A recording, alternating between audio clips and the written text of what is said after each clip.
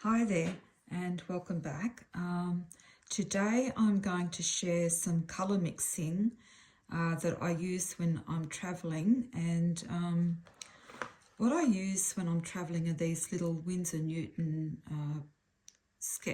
travel sketches palettes, and they're just actually perfect size and colours for what I need when I'm travelling. And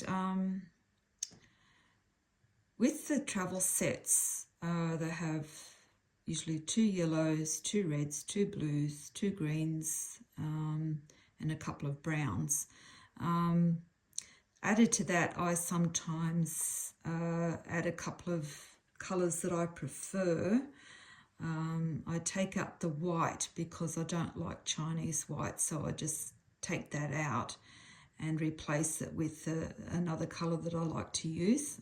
This is Australian Red Gold in a Daniel Smith.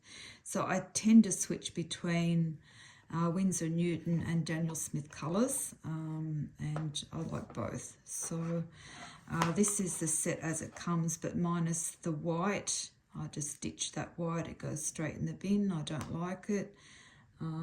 I use a tube white gouache when I go travelling, and at all times. When I'm travelling, I travel light, so I don't like to take too many products and materials. It weighs me down too much. I like to be able to get around. When I'm travelling, I'm never usually just in one place for more than a few days. So I really do need to travel light so I can get to where I want to go quickly and set up, pack up quickly. So I've usually just got my sketchbook, my palette. These are preferred colours. A lot of those are Daniel Smith colours. So I usually have these two with me. And you know, my sketching tools, my pens and my water brush is basically fits into a clip lock bag, and off I go.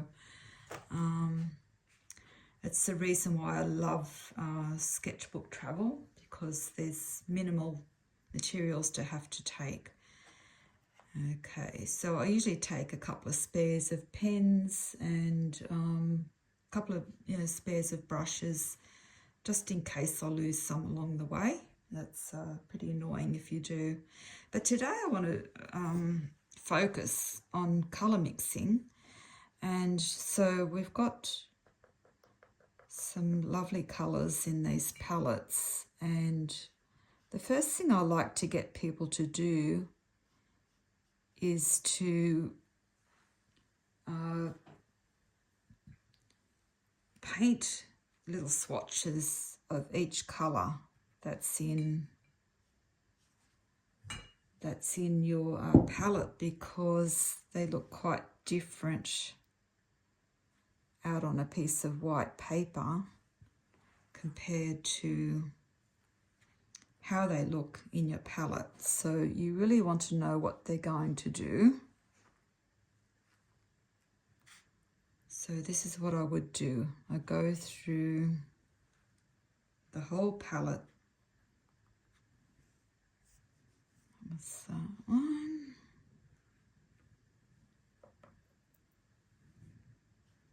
So I'm just squeezing out this water brush as I go along and wiping it out. If you're at home, you could be using your water just to clean off your brush, but usually I don't have that luxury when I'm traveling. It's usually just wiping on a piece of tissue. I actually don't mind that transference of colour from one to the other. I'm not a purist watercolourist, so this is sketchbooking.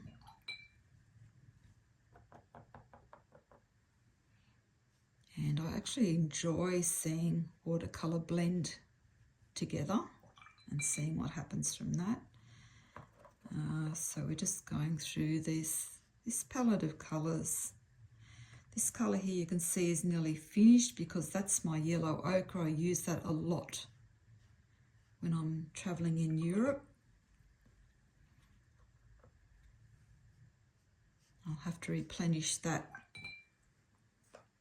before I take off to Italy this year. And this is a colour I put in instead of the white, and that's an Australian red gold. Good all-round colour. Great. Okay, so these are my Daniel Smith colours. Now what I also do is go through and, so this is a light yellow. This is a cadmium, cad yellow. We've got a cad red, and so forth. And I would go through and name all of those colours. These names that I've put on here are for when I was doing workshops and classes, just so that people knew what was here quickly and easily. You can do this yourself. It's just with a permanent pen, writing each colour across the top and here. Now I've had this for a long time, that hasn't worn off, so that's quite good. So you would go along and you would name each of your colours so you know. Particularly for people starting off new to watercolour, it's really something that you need to do. You need to get these colours out onto a piece of paper so you can see what they do. It saves a lot of confusion. So these are Daniel Smith colours,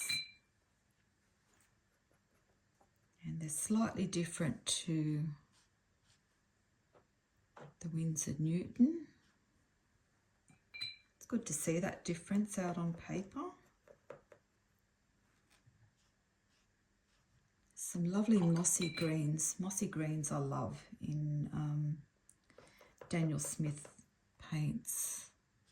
These are just my favourites that I love to use. So I'll be getting all of those out. This one here is Lunar Black, which is one of my absolute favourites because of its granulating properties. So it's very quick to do. It's good to have maybe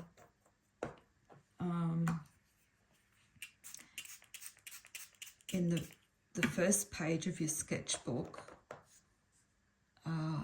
just have these all out on the first page, and good to refer back to.